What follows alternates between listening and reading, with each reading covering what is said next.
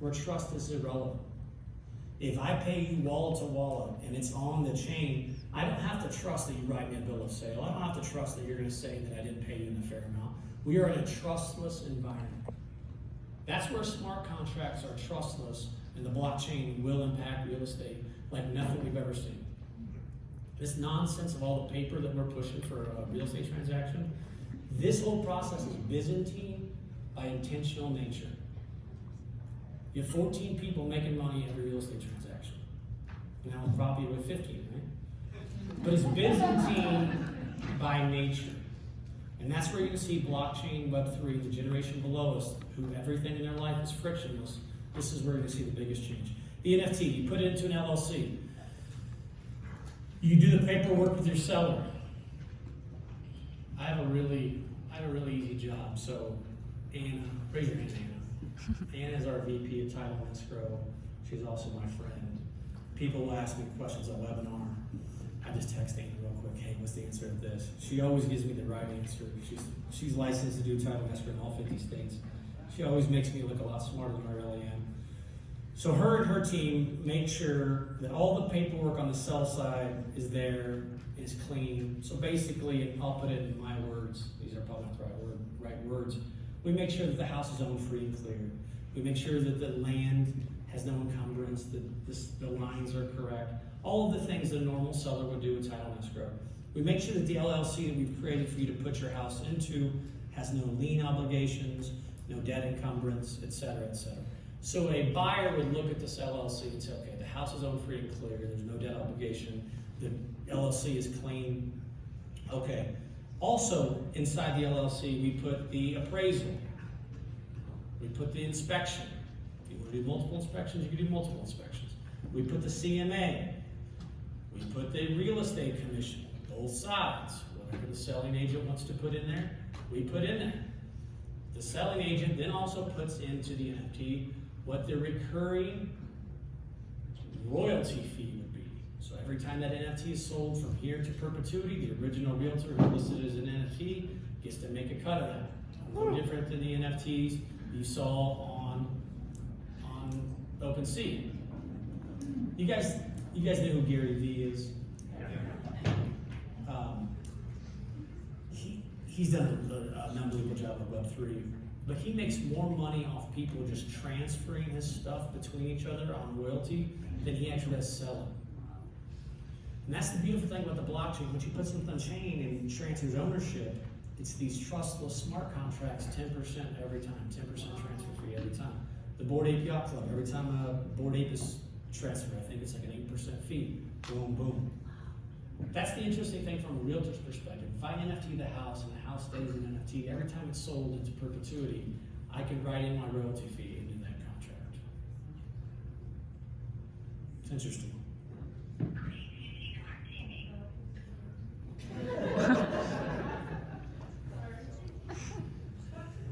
Auction date and setup. So you got the LLC, you got the NFT set up, you got the LLC, you got the house into it. It's like a Russian nesting egg. You got the house, you got the LLC, you got the NFT auction. Set up your auction date. So I think our next one is April 7th. So we'll have an open house April 6th, and we'll have an open house the week before. People will come through, take a look at the house. You bid on the house. This is where it gets interesting. You might not think it's interesting, I do. So we had over 100 people registered for our last auction.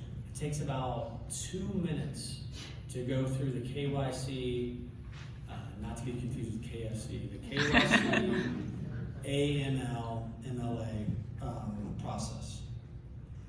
So I want to bid on the house. I can see that it's got the inspection report. I can see it's got the appraisal. I can see that it has its own free and clear. I feel comfortable with it. I go into property.com, it takes me 2 minutes to make sure I'm qualified. I do the KYC, AML. I also link up my MetaMask wallet. It says I have, let's say it's a $500,000 house here in Denver. It says that I verify my funds of $500,000 in my wallet. We're gonna move all of our transactions to stable coins. If you don't know what stable coins are, they're an absolute game changer. They're really good right now because the U.S. government hasn't gotten involved, but they'll get involved to make it probably worse for wear. But the stable coins right now are basically a coin that is backed to the US dollar to a T. So any volatility that that stable coin has is no different than it would have in your bank account. So if you have a buyer who maybe is risk averse, they don't want to put a bunch of money into a volatile coin, the stable coin eliminates that issue, right? The hard part is explaining it to them, because that's still an uphill battle, right? But the stable coin is a real game changer. Okay, there's a wallet setup, bid on the house, the actual sale. You go to the auction process, boom, set up a transaction. That is. Oh, yeah, Shelly was giving me the hurry up, and then I was like, I'm getting hungry. Okay.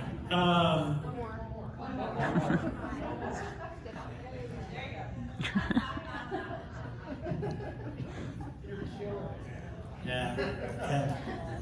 That lady was from Europe and wrote me all those notes. I'm gonna have to find her. Very manly voice. Hey, thank you. It hasn't cracked one time. So, all right. So you set up your transaction through the process. It's really irrelevant because we handle this for you, but basically you put your home into the platform. You have it looked at a couple times.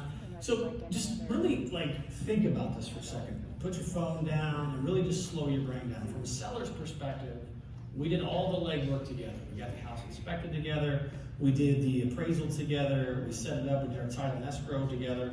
When that house goes for sale on April 7th, by the end of the day on April 7th, that seller's gonna have his money, guaranteed. And when that buyer, from their perspective, they can look at the house twice. They look at the inspection before they even make an offer. They look at the appraisal. They look at to make sure it's owned free and clear. It's a really clean house to make an offer, especially compared to how we do it now. We make an offer before we do an inspection. 42% of houses last year were sold without an inspection at all. Whole different conversation for a different time.